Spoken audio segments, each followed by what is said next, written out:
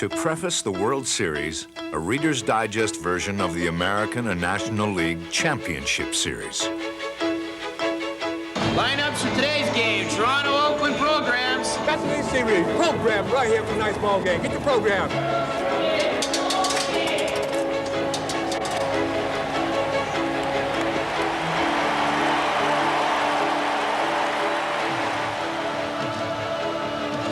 It's the 1992 American League Championship Series. Game 1 of the 1992 National League Championship Series.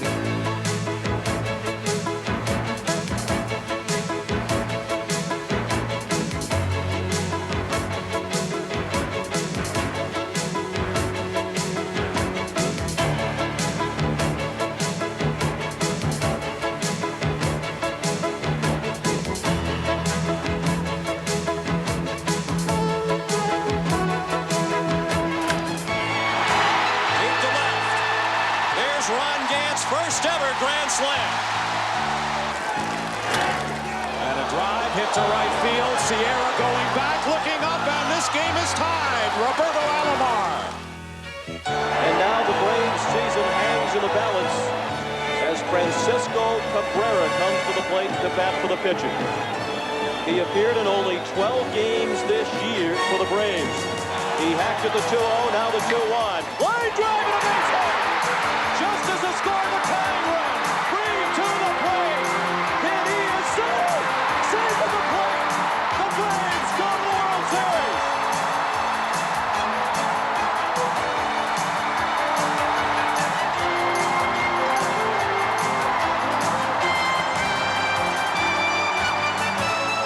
The 1992 World Series, featuring the Toronto Blue Jays and the Atlanta Braves.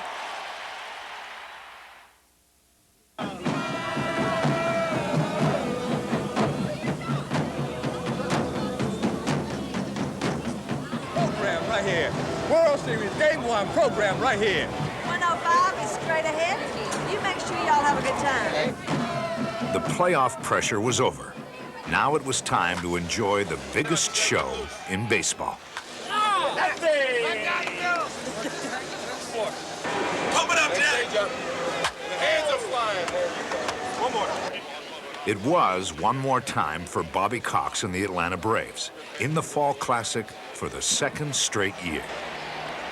For Cito Gaston and the Blue Jays, well, they represented the first Canadian team ever to play in a World Series. It was time to wonder who would capture the focus of this showdown. Would it be Dave Winfield, at 41, the elder statesman of this World Series? Or maybe Mark Lemke, whose bag of tricks had so much to offer back in 1991.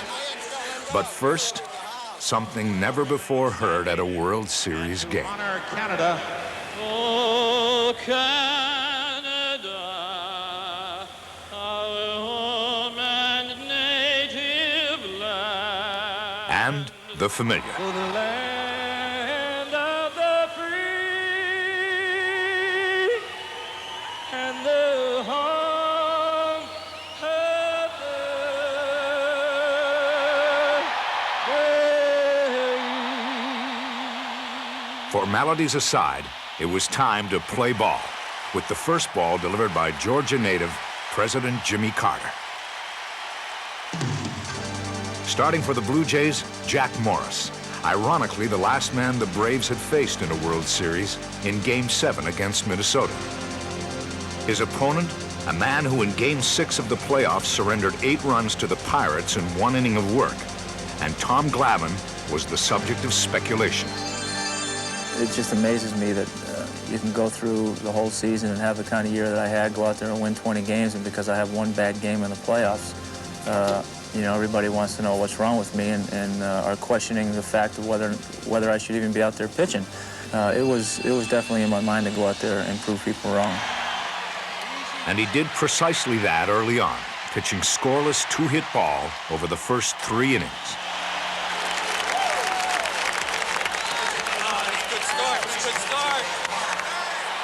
But in the top of the 4th, the Blue Jays sent most valuable player candidate Joe Carter to the plate, sporting some impressive credentials. This guy's got 34 home runs. You talk about a premier run producer, Joe Carter, 772 RBIs over the last 7 years. And that's a deep drive to left field. Gant watching that one go. The first run of the World Series comes on a home run off the bat of Joe Carter.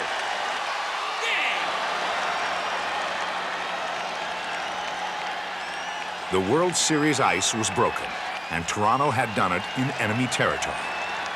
Better yet, as the game moved into the sixth, the Blue Jays had the knowledge that Morris had now pitched 18 consecutive scoreless innings in World Series play.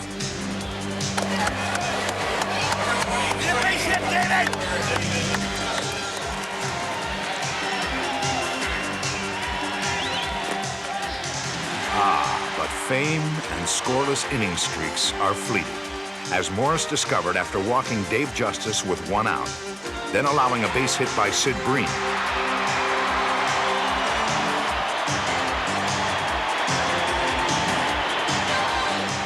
A fielder's choice by Ron Gant erased Breen, and after Gant stole second, the Braves had 2 men in scoring position with 2 out.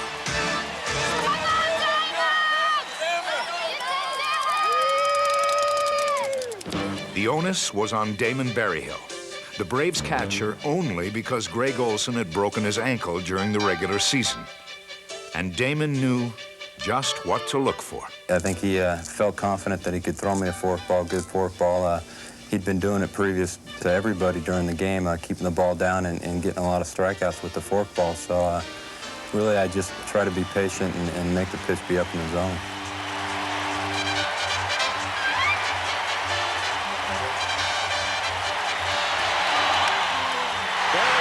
Drive to right.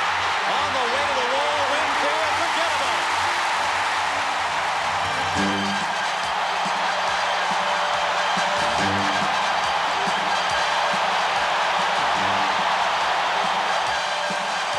A 3-run homer for Damon Berryhill, and the Braves take a 3-1 lead. The heroics belonged to Berryhill in the 6th and to battery mate Glavine in the 9th, who silenced his postseason skeptics with a 4-hit masterpiece.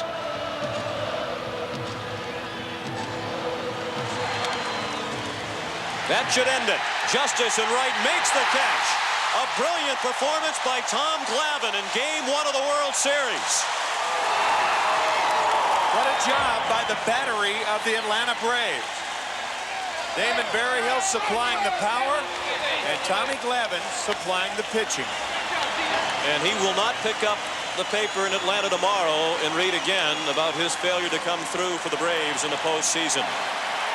I don't recall hitting fourth and only coming to bat 3 times in a game when a guy faces, I think, 30 total batters in a game. And, you know, that's pretty doggone good pitching. Game 1's hero was a bench player for most of the year. But in Toronto, guys like this don't ride the benches. They work the trenches. It's the trenches. We fight for our teammates. Work hard, give 100%, cheer for them just like cheerleaders, day in and day out. That's we're in the trenches. As Game 2 commenced, the trenches gave way to the hired gun, David Cone, for whom the Blue Jays traded late in the year in hopes that he would get to pitch a game as big as this. On the other side, John Smoltz, winner of 2 games in the championship series and hoping to win a couple more in the World Series. Smoltz is ready, and the crowd is ready as well. And the first batter of Game 2 is Devon White.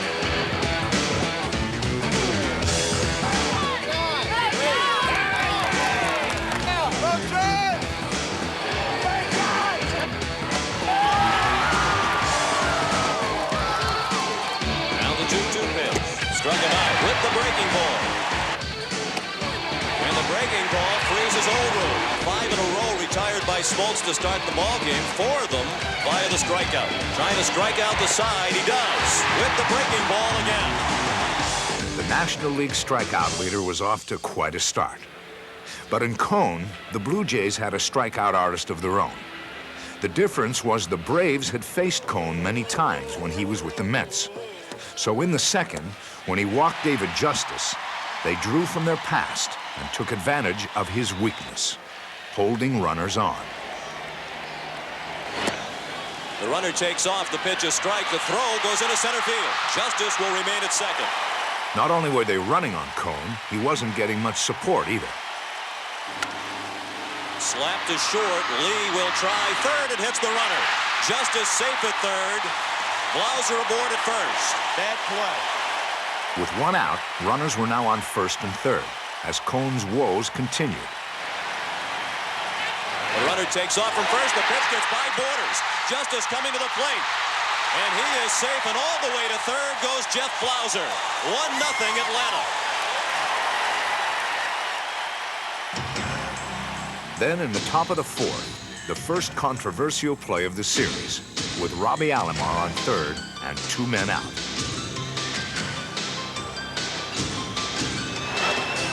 Here is the pitch in the dirt. Here comes Alomar. Berryhill to Smoltz, and he is out at the plate. Well, he'd been getting a pretty big lead on the previous pitch, and I was really reluctant to throw anything in the dirt that might bounce away because I knew he was eager to go. And when I threw it in the dirt and it bounded only 5-10 feet away, I hustled to the plate, not really thinking he was going, but surprised at the same time, and just tried to block as much of the play as I could. And I think I did. Berryhill allows it to trickle away from him. He gets it back to Smoltz, and we'll see if he's safe. Yes, he was safe easily, not even close. With 2 out in the top of the fifth and the Braves leading 2-0, Smoltz walked Pat Borders, and the bottom of the order came on with a flourish. Bedwell Lee delivers the second hit of the night for Toronto, and now they have the tying run aboard, and the go-ahead run coming to the plate in the person of the pitcher, David Cone. He has one of the 2 hits. And he is a guy who can swing the bat. For some reason, American League coaches are afraid to let their pitchers anywhere near the batting cage. Once we got into the playoffs, I kept working on them and tried to talk them into letting us take some BP, and we finally did in Atlanta. I still felt a little uneasy about facing John Smoltz. I just happened to work the count in my favor and get a fastball, and the ball hit my bat. Cone lines it into center field to hit. Borders is being waved in. Nixon's throw is cut off. It's 2-1 Atlanta. David Cone, the first American League pitcher with 2 hits in a World Series game since Mickey Lolich in Game 2 in 1968. Toronto went on to tie the score at 2 apiece. But in the bottom of the fifth, after Otis Nixon had struck out, David Cone's #1 nemesis led the Braves' resurgence. Neon Deion Sanders. Come on, Neon! Let's go, Neon! A base hit for Sanders. He's now 7 for 12 lifetime against David Cone. In running, the pitch a ball, the throw, one hopper, it gets away from Lee. Sanders heads to third.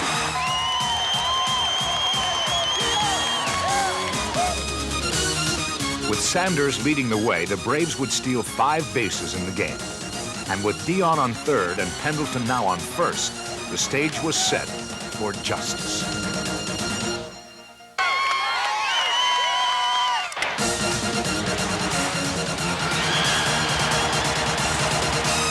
It's a base hit and an RBI for David Justice. 3-2 Atlanta. The Braves added another run to lead now 4-2. But with 1 out in the top of the 8th, Alomar came up, looking for his first World Series hit.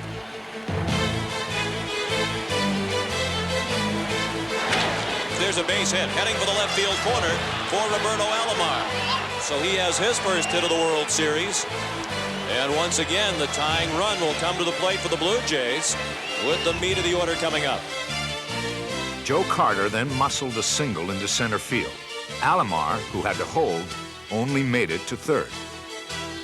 Carter's hit to this day still baffles me. I don't know how he got enough bat, even though it cracked his bat, to get it in there. And then Winfield's ball I thought was a double play, but you know, that's the way the ball bounces and the game goes, and still fortunate enough to come out with a 4th relief. Carter on his way to third. He is safe, and it's a 1-run ball game. Dave Winfield with his first RBI in the World Series. With 1 out, that was the end for Smoltz, who left to the cheers of a loving family and legions of appreciative fans.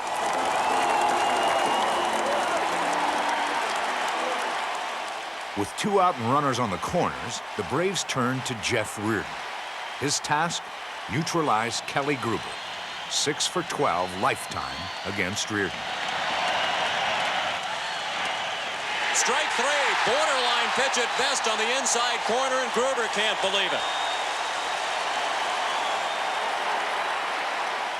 The Braves had dodged a bullet, and now in the 9th, they had Reardon on the mound, a 4-3 lead, and the confidence of some 51,000 fans, anxious to take a 2-0 lead in the series. But with 1 out, the Blue Jays turned to the trenches. No words were said, and it was like everybody just was like just focused, you know, like it was just tunnel vision. You and the pitcher, no voices, you don't hear anything, and that's how I was because I heard nobody's voices, you know, I heard nothing. I was just so focused and so determined just to get on base and help my team out. Ball 4, and now the tying run is aboard at first base with 1 out in the top of the 9th inning. Next, a seldom used trencher, about to face his first ever pitch in a World Series. And now Ed Sprague to bat for the pitcher Ward. He was 1 for 2 in the league championship series against Oakland. Both of his at-bats are as a pinch hitter. I was just trying to relax. I had an at-bat off Eckersley in the ALCS, and I knew I was a little bit anxious there. I knew I wanted to relax a little bit more, and I looked down, I just wanted to make sure my footing was right in the box, and I usually draw a line from the back of the plate to I don't want to put my foot. I felt comfortable in the box. I stepped in, and I knew the angle he was going to throw the ball from, so I kind of tried to set my eyes at his release point. Well hit to left field. To the wall, Deion Sanders. Home run, Ed Sprague. Off the bench with a pinch hit 2-run homer off Jeff Reardon to give the Toronto Blue Jays a 5-4 lead. I was saying to myself, trenches, trenches, trenches. You know, the first thing we said was trenches. And then we got back to the guy, and all the guys were like, trenches, trenches, trenches. How we go, trench guys? Stunned along with everyone else, Mrs. Ed Sprague, Kristen Babb, an Olympic gold medalist in synchronized swimming, and one happy wife.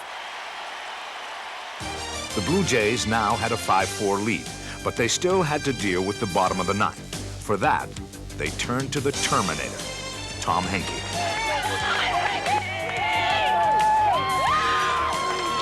With 1 out and Mr. and Mrs. Sprague on the watch, Henke had his problems.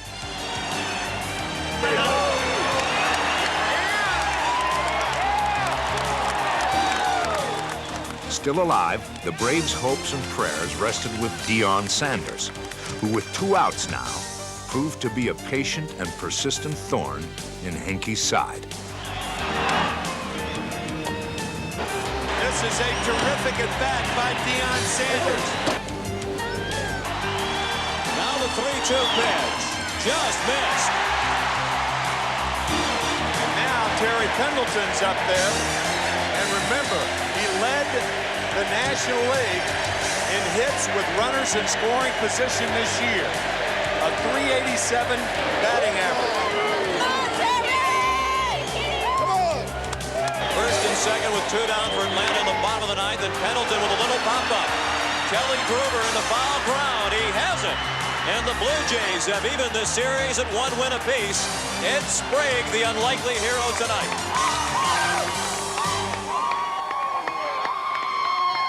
God, what an incredible thing. You know, he could retire from baseball tomorrow and never have a moment like this again. It's just incredible. I think every little boy dreams about hitting a home run in the World Series to win the game, and God, you know, to actually do it is probably your childhood dream.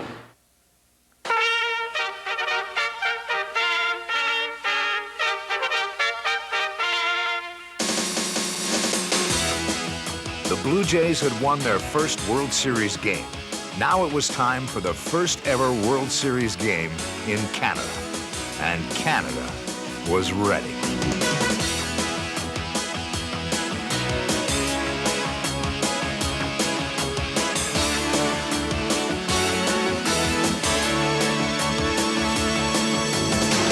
Go Jays, go! This is just great for like a great city like Toronto, a great country like Canada. It's just amazing. It's an amazing feeling. Terrific. Canada and the Blue Jays. We're just tickled to be here. Makes me feel awful proud to be a Canadian. It's great. It's great. Very proud to be Canadian. Whether they beat Americans or whoever, as long as they win, we come 3,000 miles to watch history tonight. Skydome, Canada. After 89 years of World Series, this one required a passport. But first, an unfortunate incident had to be rectified. Before Game 2, the U.S. Marine Corps color guard accidentally carried the flag of Canada upside down. So prior to Game 3, the Marines requested permission to once again present the colors of Canada. In addition, the Royal Canadian Mounted Police carried the flag of the USA. What could have been an uneasy situation was quickly diffused by the graciousness of the Canadian people.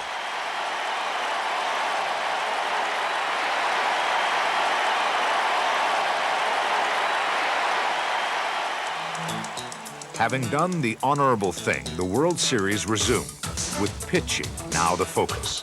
Juan Guzman would start Game 3 for Toronto, Steve Avery for the Braves. And through the first 3 innings, both men were in complete control. Right by him, Juan, right by him. Look out.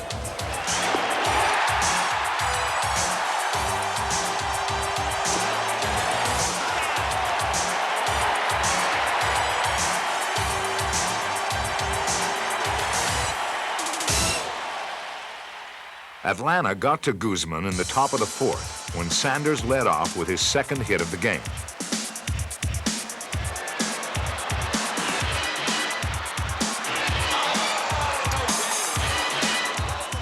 Then Pendleton, with just 1 hit in the series, but who now showed every sign of busting loose. Pendleton, base hit. Sanders had to hold up to see if Alomar would catch it. First and second with nobody out for Atlanta. As they threaten here in the 4th inning, Terry Pendleton with his second base hit of the World Series. And that set the stage for a nostalgic reminder of the '54 World Series, with Devon White playing Willie Mays. First and second with nobody out in the 4th in a scoreless ball game. First pitch to Justice. Well hit to center field. Devon White racing back to the warning track. Great catch up against the wall. And the runners passed each other. Pendleton went by Sanders. He has already been called out. Now they have Sanders in a rundown with a chance for a triple play. Gruber did not get him. Sanders made it back to second. Gruber insisting to Bob Davidson that he made the tag, but the umpire does not agree. And they came within inches of a triple play. And here's the attempted tag. Kelly Gruber said he got him on the foot, and it looked like he did from that angle. He did get him on the foot. What a bizarre play. My goodness. It all happened so fast. Devon just ran the ball down in midair, caught the ball, went flying up against the fence.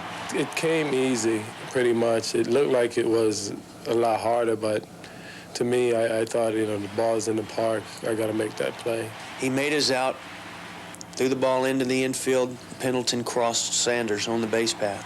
We had 2 outs at that time, and once he figured that he wasn't going to make it after John Olerud delivered the ball perfectly to me, I knew I had to run him down. When I dove, I thought that I'd got his heel, but the umpire didn't see it that way, and unfortunately, we didn't get the triple play. The Braves never did score that inning. So in the bottom of the 4th, Joe Carter sought to take advantage by putting the baseball where no man could catch it.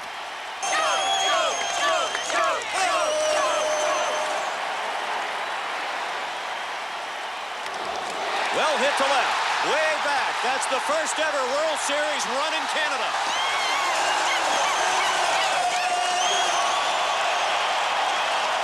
It was the 9th consecutive postseason game in which the Blue Jays had hit a home run. And this one gave them a 1-0 lead. So it remained as Guzman continued his postseason excellence. But in the top of the 6th, the irrepressible Sanders, who had supplanted Ron Gant in left field, came up looking for his 3rd consecutive hit. Now Deion Sanders. Well hit down the right field line toward the corner. That's a fair ball and off the wall and a hop. Sanders again hobbling, and he's just in ahead of the throw from the corner by Carter. then Pendleton. Ground ball left side. Lee has to go to third. Safe at third is Sanders. That was Lee's only play. Pendleton was going to beat it to first base. So first and third with one down for Atlanta here in the 6th inning. Once again, the man on the spot. This time, justice prevails. Well hit. It nearly hit Pendleton. It goes through into right field to tie the ball game. Sanders in from third. It's 1-1. Series tied at 1, scored tied at 1. And that's how it stayed until the top of the 8th, when Guzman got burned by the hot corner while facing Otis Nixon. The payoff pitch. Slapped to third through the glove of Gruber, and Nixon is aboard. I guess the first thing you'd have to ask yourself is why is Kelly Gruber this shallow with the count 3-2 to Nixon? I didn't want to give him too much green in between he and I. In case he topped the ball or didn't hit the ball that well. He's got good enough speed to get him to first. But it's a play that I should have made. I get a glove on it. I feel like I should make the play. Nixon promptly made Toronto pay by stealing second, then moved to third on the second out of the inning. Cito Gaston had to make a decision. He elected to intentionally walk the hot-hitting Justice to face the ice-cold Lonnie Smith, who'd struck out twice in the game already. Guzman looking in at Smith, who's had his problems tonight, but Bobby Cox calls him stretch drive because he usually delivers in the clutch. And he does again with a base hit into left field. Otis Nixon scores, and the Braves lead. Now the throw to third, and Justice is a dead duck. Justice had run the Braves out of the inning, but now Toronto had to play comeback. And to lead off the bottom of the 8th, Kelly Gruber, in the throes of a nightmarish 0-for-23 postseason slump, and knowing that his error in the top half of the 8th led to Atlanta's 2-1 lead. What a spotlight for redemption. Come on, Kelly! Come on, Kelly! Payoff pitch. Well hit down the left field line. Sanders watching it go. Home run, Kelly Gruber. What a way to end the longest drought within a single postseason in history. A game-tying home run. This one is knotted at 2. In the top of the 9th, Dwayne Ward replaced Guzman and surrendered a leadoff single to Sid Bream. The much quicker Brian Hunter was called on to pinch run. The first step was to get Hunter to second. But once Jeff Blauser ran a 2-2 count, a sequence unfolded that took the Braves out of the inning and their manager out of the game. Now the runner takes off. It's a check swing. The throw. Got him! They appeal down to first. Double play. It's a strikeout as well. First they got the out at second, and what a big time for Pat Borders to find the range of throwing somebody out. Then they appealed down to first, and Dan Morrison got out the cash register to ring up Jeff Blauser. And the throw by Borders is perfect, and the tag slapped on Hunter by Manuel Lee, who wants the appeal.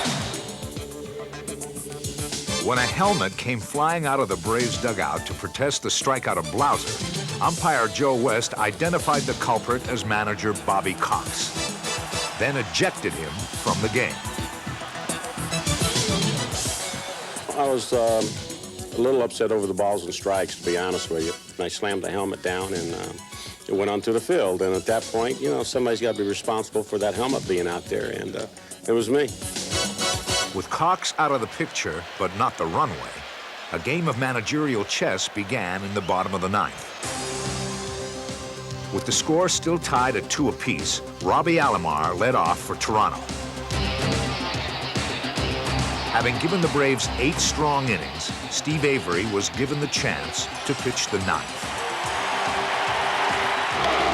Through the middle, a base hit. And the winning run is aboard with nobody out in the bottom of the 9th. Here's something to consider. He's going to the right-hander, but Alomar is a very fast runner. So you're taking out the left-hander with a better chance to pick the runner off and bringing in the hard-throwing Wohlers. This is a very interesting situation, and you're liable to see Alomar take advantage of it. And, as predicted, with Avery out of the ballgame, Alomar took advantage by taking off. Alomar on the run. Berryhill's throw, not in time. The winning run is in scoring position with nobody out. And I would imagine, with the count 3 balls and no strikes, that they will walk Joe Carter. With runners now on first and second and nobody out, the situation cried out for a bunt. But the hitter was Dave Winfield. Would Dave Winfield bunt? Well, even before the first pitch in that inning, I told Winfield that I wanted to get those 2 guys over if they got on. Dave Winfield is a good bunter. I remember his San Diego days. He squares to bunt it. It's a good bunt down to first. Hunter to Lemke for the out. It's a sacrifice 3-4. And now the winning run is 90 feet away with 1 out in the bottom of the ninth. The scheduled hitter was John Olerud, a left-hander. So Jimmy Williams, the acting manager in place of Cox, elected to replace the right-handed pitcher Mark Wohlers with the left-hander, Mike Stanton. The Blue Jays countered by pinch-hitting the right-hander Ed Sprague for Olerud. But the Braves walked Sprague intentionally. That brought Jimmy back to the mound, and the call went out for the right-hander Jeff Reardon to face the right-hander Candy Maldonado, as expected. And you could see what was probably going to happen. I think I told Candy before Winfield even bunted the ball that he was going to be the guy. Obviously, Tim, both managers were thinking through all the likely scenarios, and the Braves understood with their maneuvering that this was what they would wind up with. Jeff Reardon against Candy Maldonado.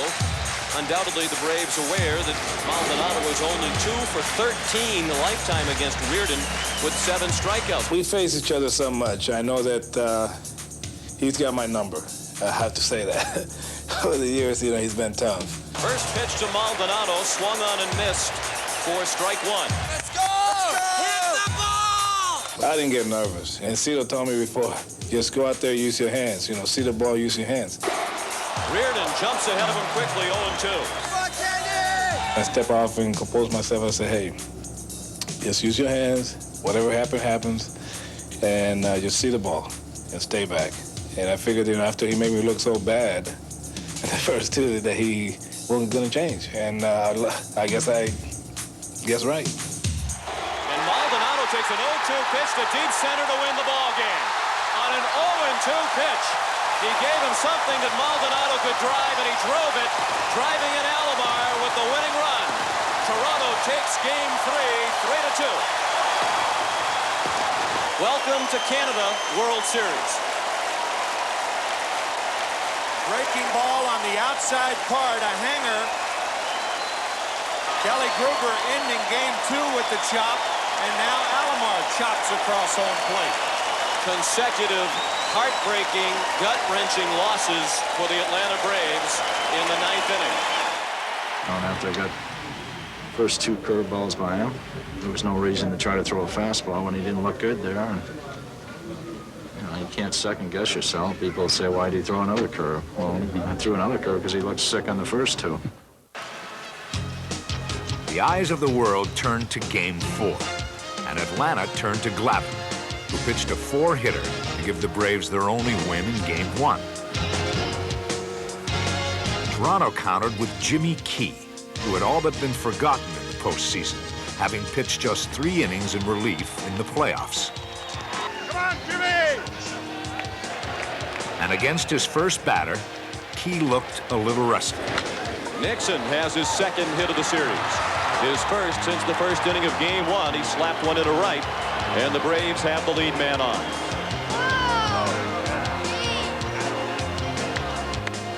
Not a great start. With the Braves having already stolen 9 bases in the series, Jimmy's key mission was to keep Nixon honest.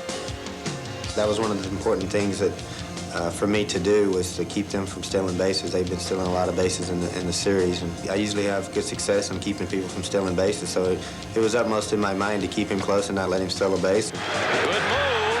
Out at first is Otis Nixon.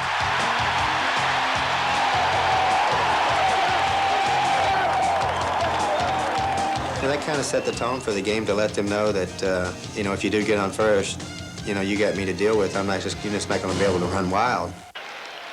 The lofty ambitions of Toronto fans received still another boost in the bottom of the third, when Pat Borders sought to keep alive his 11-game postseason hitting streak. Deep to left field, near the pole, and a home run. Pat Borders puts the Blue Jays on the board with a home run off Tom Glavine, just fair down the left field line. It's 1-0 Toronto.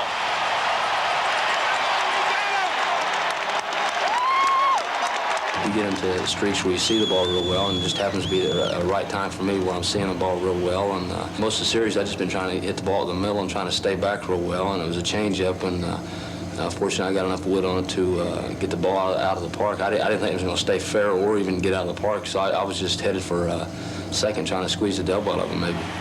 Toronto then placed the ball in the good hands of Jimmy Key.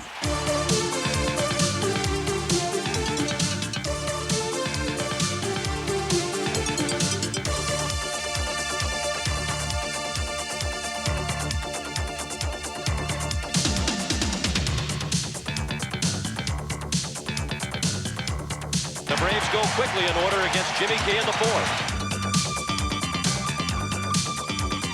Jimmy Key working on the shutout. It's 1-0 Toronto. Key has retired 15 in a row.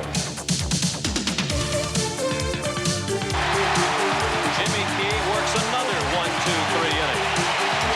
It's stretch time, but they're coming to their feet anyway for Jimmy Key.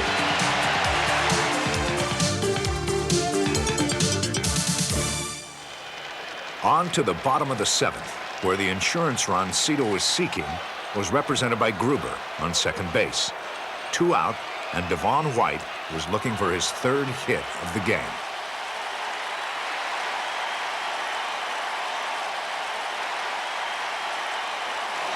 So the Blue Jays have still another great chance to score as Glavine delivers to Devon White. Base hit left field. Gruber's being waved in. Gant with the throw to the plate. It is cut off. Throw to second. They have White in a rundown. The Blue Jays lead 2-0, and White is tagged out to end the inning. Gruber scores a big run on the third hit of the night by Devon White. It proved to be a most important run. For in the top of the eighth, a pair of Atlanta hits and an infield out cut the Toronto lead to 2-1 and knocked Key out of the game. The 9-year Blue Jay had been magnificent, and the fans let him know it. This will mark the end of the outing for Jimmy Key. The call has already been sent out for Dwayne Ward. Key, a longtime Blue Jay and one of their most popular players, and already they're on their feet for Jimmy Key as he gets ready to depart.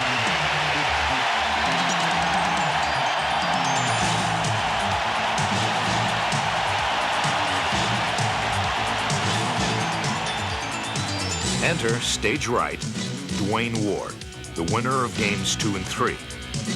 With 2 men out, the Braves put 2 runners on, and the question for Cox now was whether or not to pinch hit.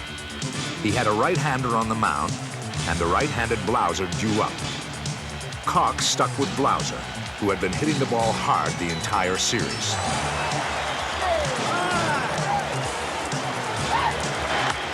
That's down the line. Olerud to Anita play it and end the inning.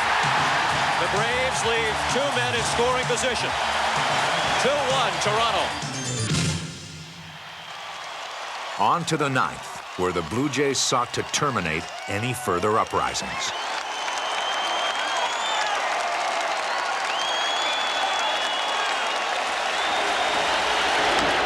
Justice with a high fly ball, not very deep. Maldonado is there. The Blue Jays win, and they lead the World Series 3-1.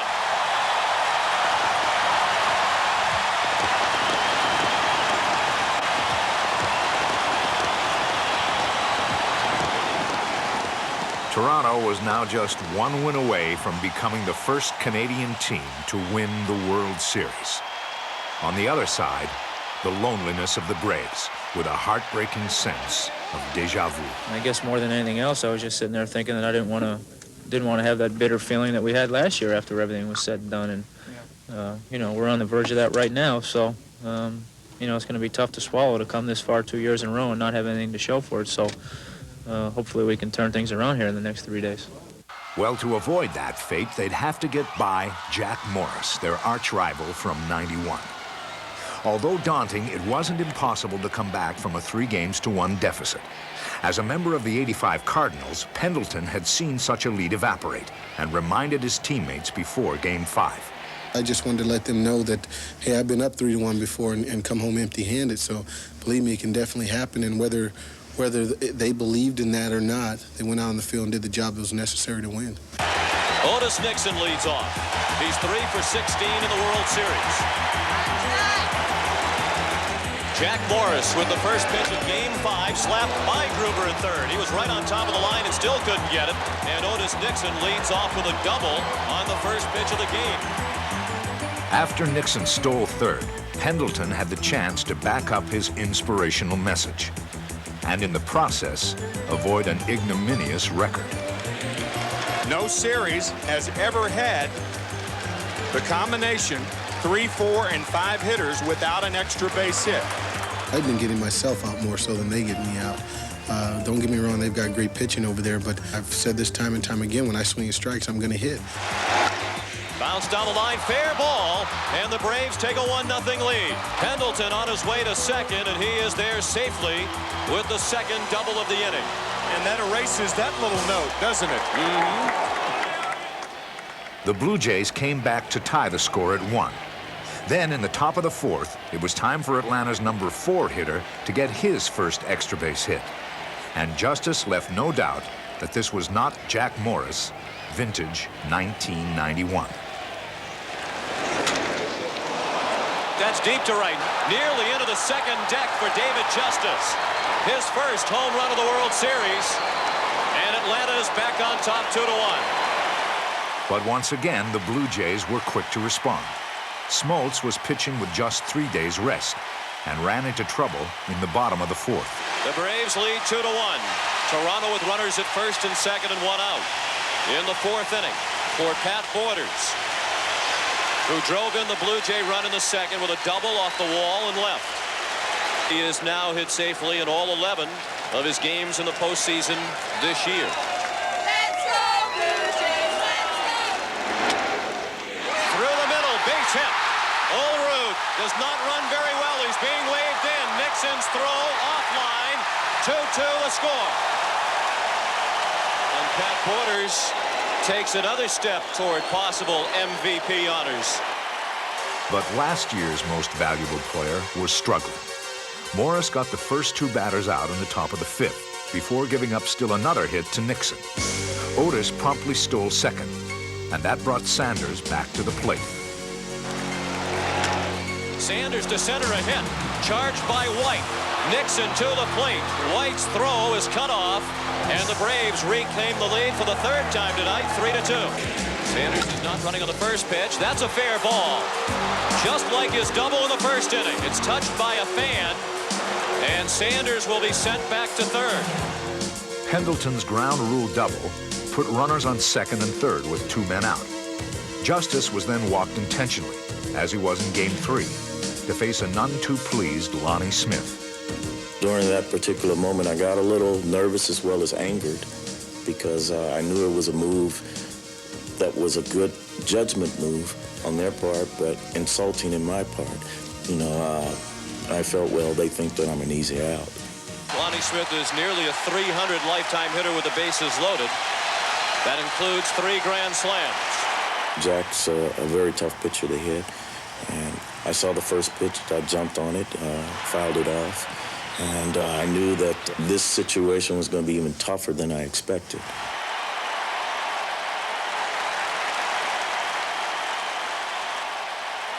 A few more pitches were made, and then I got the fastball that I was hoping to get, and it was up more than I expected. I hit it, I went with it, and I was fortunate enough that it went out. Carter to the wall.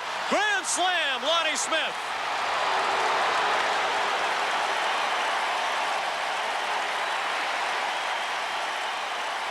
With a 7-2 lead and victory in Game 5 all but assured, the only question remaining was whether Morris was left in the game too long.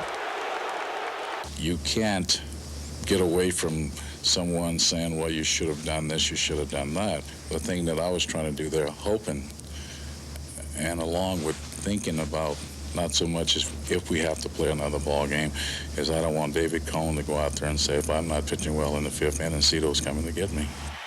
Atlanta went on to win the game 7-2.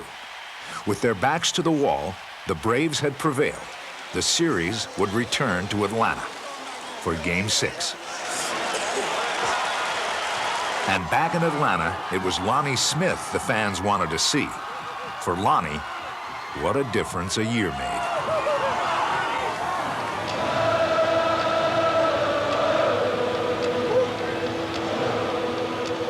It was, of course, a must-win situation for Atlanta.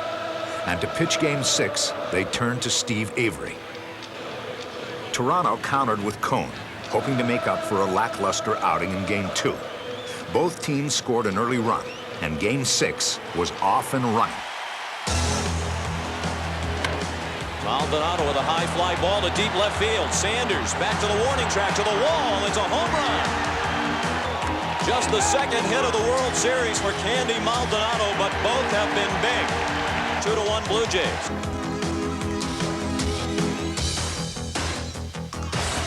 The runner at second is Pat Borders. At first, David Cone. Oh, Steve, put it in there. The 1-0. Line to left to hit. Sanders plays it. Borders being waved in. The throw to the plate, and he is out at home.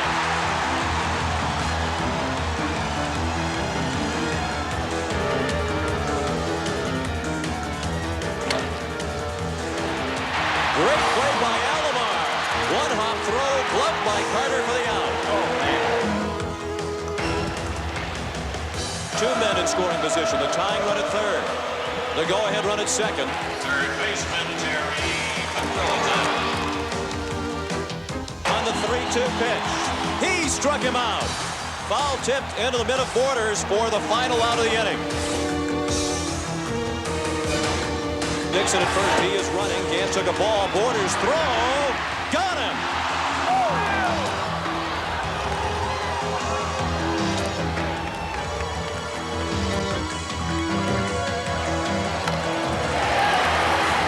Sinking fast. Winfield. Did he catch it? Yes, he did.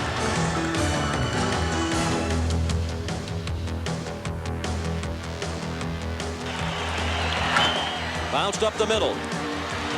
Blauser throws him out. The Blue Jays have left 11. We go to the bottom of the ninth. Blauser, Berryhill, and Lemke do. The Blue Jays 3 outs away from the World Championship.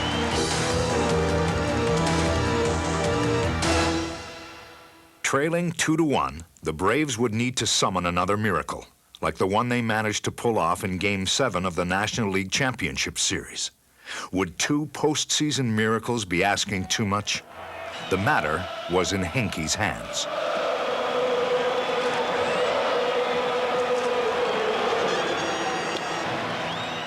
Jeff Blauser had the unenviable task of leading off against a bullpen that hadn't blown a save in 77 straight games.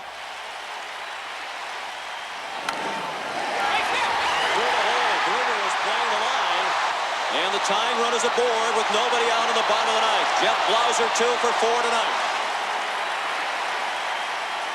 Damon Berryhill with no sacrifices all year, and he'll be sacrificing here, at least trying to. That's a good bunt. Henke has to go to first. It's a sacrifice for the first out of the bottom of the ninth. Now the tying run is in scoring position.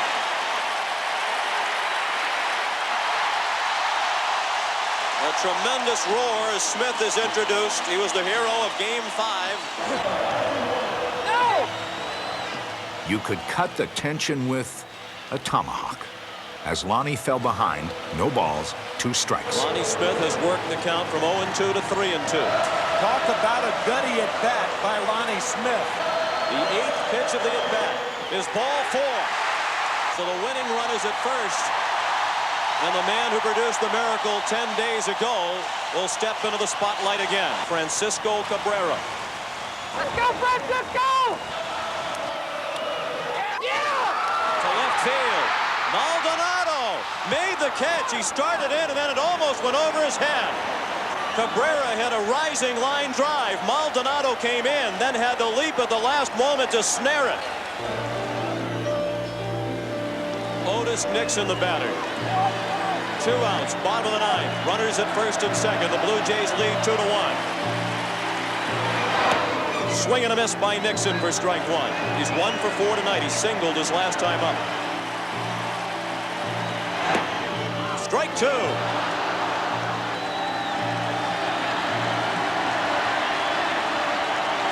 The Blue Jays 1 strike away from the World Championship. The 0-2 pitch. Slap to the left side, a hit. Bowser's being waved in. Maldonado's throw is over everything. It's a tie ball game.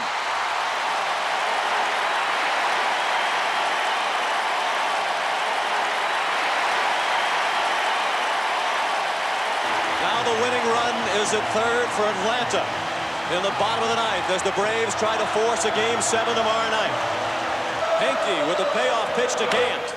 Fly ball, left center. Devon White is there to make the catch.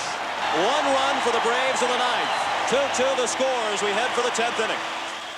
The 10th proved uneventful. On to the 11th. And just like the 11th inning of Game 6 in the 1991 World Series, Charlie Lee Brandt was on the mound for Atlanta.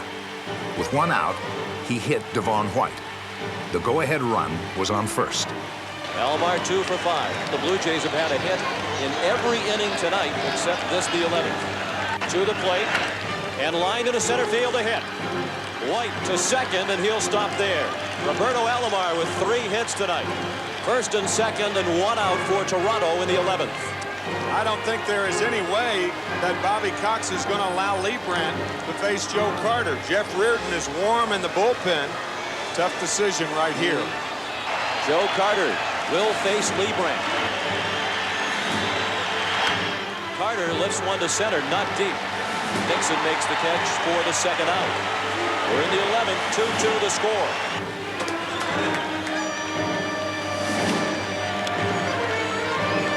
Dave Winfield has only driven in 1 run in this series as he tries to erase the painful memories of his only previous World Series experience in 1981.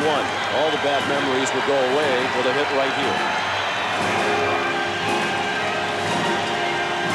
2-2 the score with 2 men on, 2 outs in the 11th inning of Game 6 of the World Series.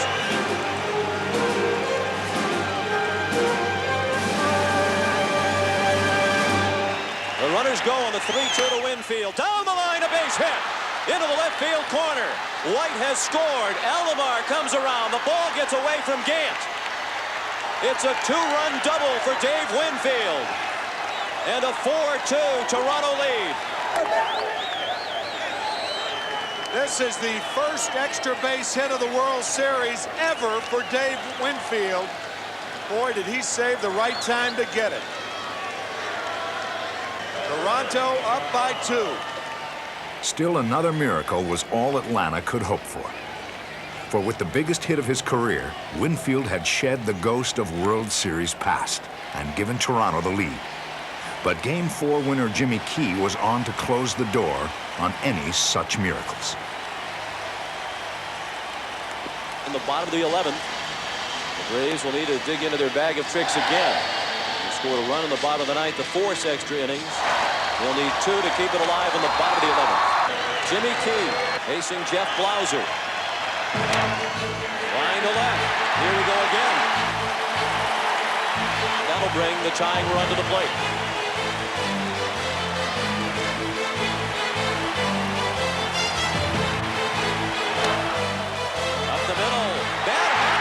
Couldn't glove it. Blauser continues to third. He'll get there without a throw. Had he fielded it, it was a perfect double play ball with Berryhill running, but it bounced up at the last moment. Now the tying run is aboard at first base. John Smoltz running for Damon Berryhill with nobody out.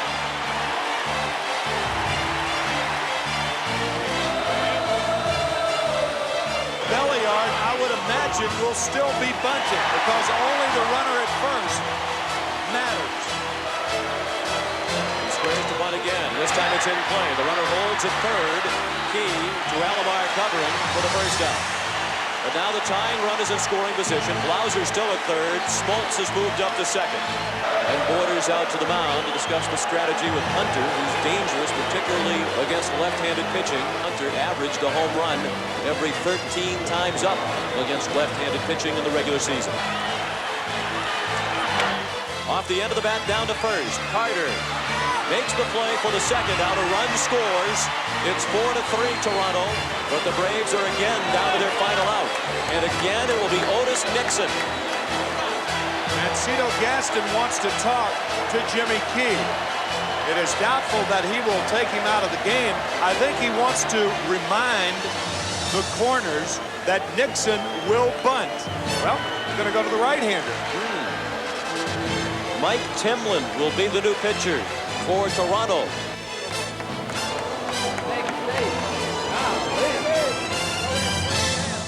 And what pressure on this young man just to get one out. Otis Nixon, as a left-handed batter, gets down to first a lot quicker than he does from the right side. He's a better bunter as a left-handed batter. Mike Timlin saved only one game this year. He has only 4 major league saves. Now he's on to save the biggest win in Toronto Blue Jay history. With a tying run at third and 2 down in the bottom of the 11th. 4-3 Blue Jays.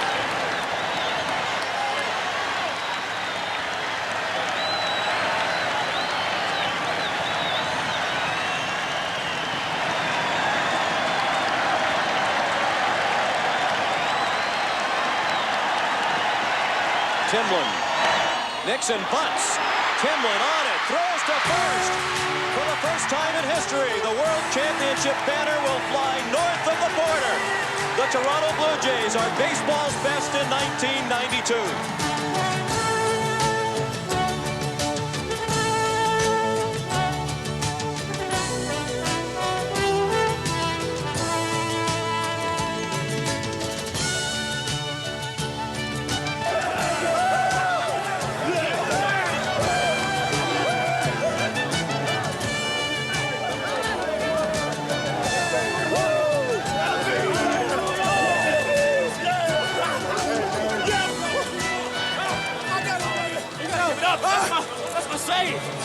World Series save. All right, man. Hey, where the bounce on that mound, man? Where the bounce on that, man? Hey, baby. You told me. Better take your time. He's gonna do that. You gotta get hit and take it. Joe said just before he went back over to first base, hey, he might bunt. So be careful. He laid it down until he made a great play, and hey, the rest is history. I'm telling you, the oldest man in the room, the guy who took the longest to get a World Series championship, but there's not a person that's happier than me.